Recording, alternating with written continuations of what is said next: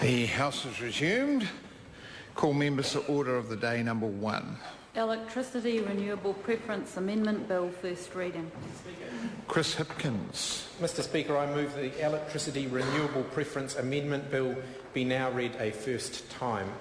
At the appropriate time, I hope to move that the bill be referred to the Environment Select Committee for consideration. Mr Speaker, this bill creates a preference for renewable electricity generation. It reintroduces a 10-year restriction on new baseload fossil-fuelled thermal electricity generation capacity, except where an exemption may be appropriate, for example, to ensure security of supply. The bill reflects New Zealand's commitment to addressing climate change.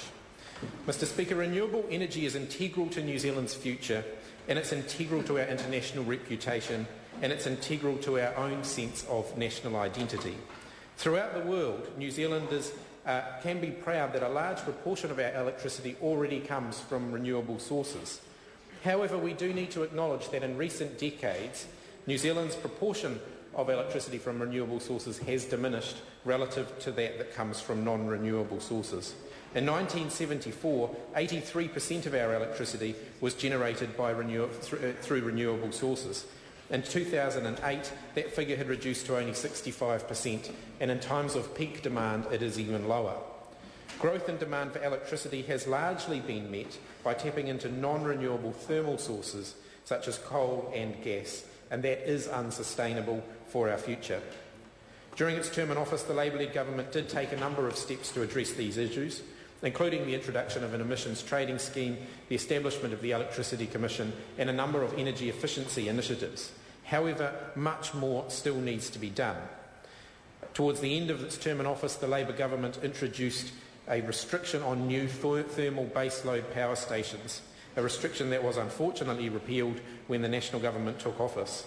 This bill reinstates that restriction and sends a very clear message to New Zealanders and to the world. It sends a message that New Zealand is indeed a clean and green country that lives up to its 100% pure brand and doesn't just talk about it.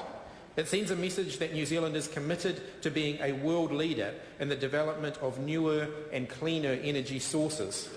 It sends a message that New Zealand is committed to the future, that we're not just interested in exploiting the planet's resources for our immediate gratification without the thought about the needs of future generations.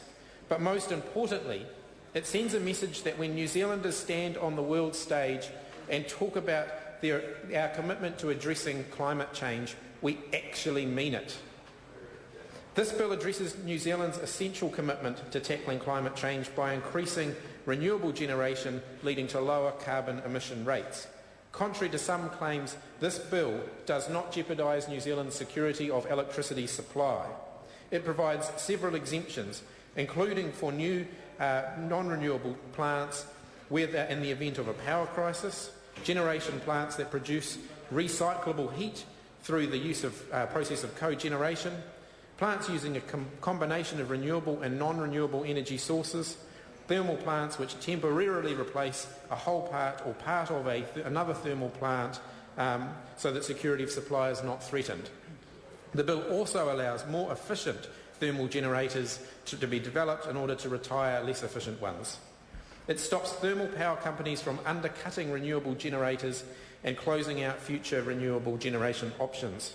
Finally, it will help to address the issue of rising household electricity prices. And that's because renewable power is cheaper to run, much cheaper to run than gas and coal and oil, and is likely to become significantly more so as the price for those non-renewable energy sources continues to increase. In the debate about emissions trading, about climate change, much attention has been focused on the impact of government policies on household prices, and quite rightly so. A commitment to renewable energy demonstrates that we're committed to keeping power prices down in the medium to longer term. Renewable energy is cheaper. Even if it takes a bit longer to get off the ground, in the long term it is cheaper. Reliance on gas and coal enables non-renewable energy providers to set a high market price, and encouraging more renewable electricity generation will help us to bring prices down, or at the very least keep them at a more stable level. We need look no further than the Maui field for an example of how price increases in the past have been as a result of the running down of thermal generation, thermal energy sources. When the removal of the price cap on the Maui gas field was lifted, electricity in New Zealand went up substantially. The depletion of the Maui gas field has been one of the major drivers in the significant increase in electricity costs that New Zealanders have faced over the past decade. If New Zealand had addressed its reliance on thermal power a decade ago, power prices may not have risen quite as dramatically or steeply as they had. It is time for us to get serious about reducing our reliance on non-renewable energy sources and placing a much heavier emphasis on renewable electricity. It is happening around the world already. New Zealand prides itself around the world as being 100% pure, and yet our brand that we are so proud of risks being tarnished as we are left behind by other countries. Denmark has started addressing this issue more than a decade ago. In 1990, the Danish government set out to address its carbon emission rates and to establish more efficient ways to use energy. They did this by converting many of their coal and natural gas-fired plants into cogenerators during the 1990s. They moved towards remaining district heating plants, converting to other sources such as straw, wood chips and other biofuels. And today, Denmark has one of the most extensive cogeneration systems in Europe. And what's more, by 2030, Denmark's reliance on coal will have decreased from 54% to only 6%. They are a country who have gotten serious about addressing the challenge of non-renewable energy. As a result of this scheme, Denmark is now considered a world leader in renewable energy, a massive transformation. In 1991, only 3% of Denmark's electricity supply was renewable. By 2004, that figure had already risen to 25%, which shows the difference that can be made if a country is really serious about addressing this issue. Other governments have caught wind of this and have also been adopting similar initiatives, including many of the American states. Participating states and provinces include California, Montana, New Mexico, Oregon, Utah, Washington, British Columbia, Ontario and Quebec. The purpose of the Western Climate Initiative is to identify, evaluate and implement ways to collectively reduce greenhouse gas emissions in that region. It requires partners to set an overall regional goal to reduce emissions, develop market-based multi-sector mechanisms to help achieve that goal. California has enshrined similar legislation to that which is proposed in this bill. In 2006, Senate Bill 1368 was introduced to limit long-term investments in baseload generation by the state's utilities. Power plants must now meet an emissions performance standard. Washington has followed with the same approach as California, prohibiting coal plants whose emissions would exceed those of natural gas plants. In 2007, Ontario's government committed to phasing out all coal generation in that province by 2014.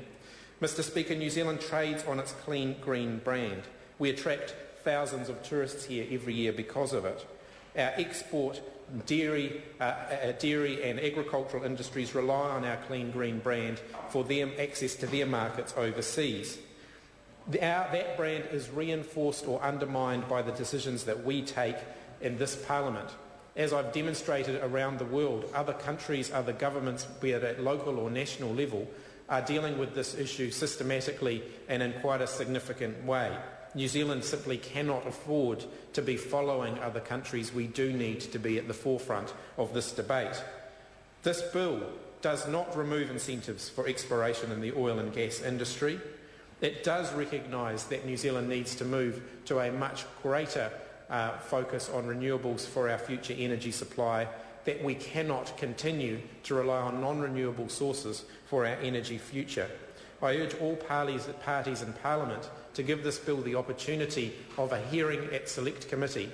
I'm aware that when a similar measure was passed by the last government, one of the National Party's criticisms was that people did not have the opportunity to have a say and hear submissions. They have an opportunity to remedy that concern right now by voting for this bill to go to a Select Committee so that everyone can have a say, so the public can have a say, and yes, so that the industry and those who will be affected by this legislation can have a say. I look forward to the debate. I look forward to the contributions that other parties will make to this debate. Mr. Speaker, the time for us to get serious